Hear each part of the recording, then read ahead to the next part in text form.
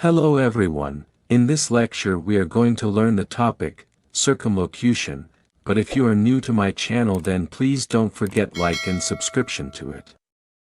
Let's first define it. A roundabout way of stating or writing ideas. In this phenomenon several words are used where a few words can serve the purpose. What does it mean? Simply, it means that it refers to the act of expressing an idea indirectly or using excessive words when a more concise term or phrase would suffice.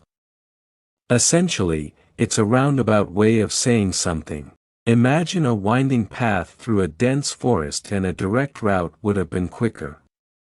In other words, you can say, when you want to say something but you do not say it directly but say something about the matter in indirect manner.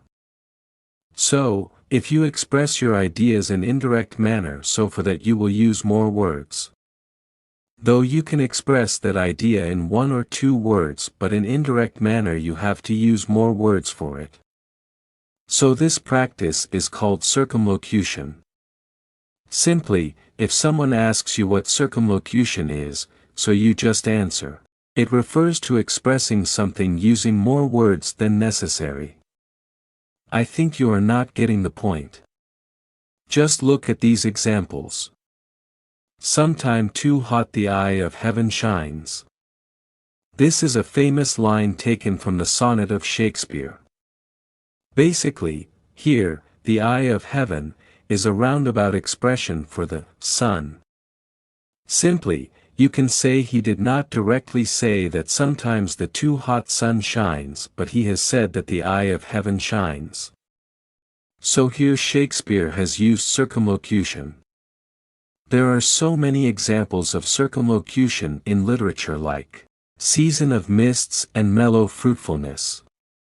This another famous line from the poem of John Keats. He has used it in his poem, Ode to Autumn. Basically, this whole line is written for the season autumn.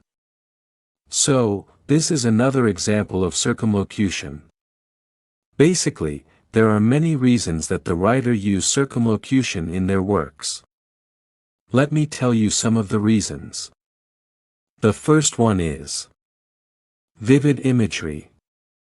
This one of the main reason is that a circumlocution allows writers to paint a picture with words.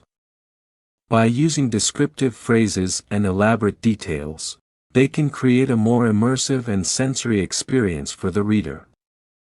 Imagine, died being replaced with, breathed their last, a faint sigh escaping their lips. So, this is one of the uses of it.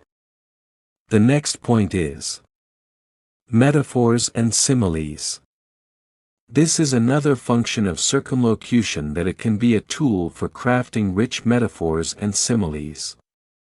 Instead of saying, sad, a writer might use, dejected, as if a dark cloud had descended upon their heart.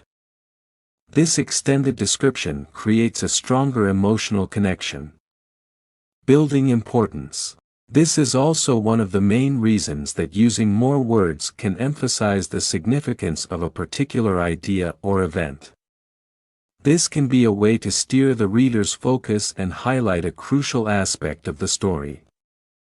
It's important to remember that circumlocution can be a double-edged sword. While it can be a powerful tool, using too many extra words can make writing cumbersome and hard to follow.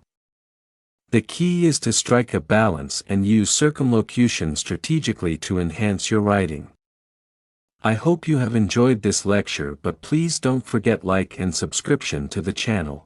Thank you.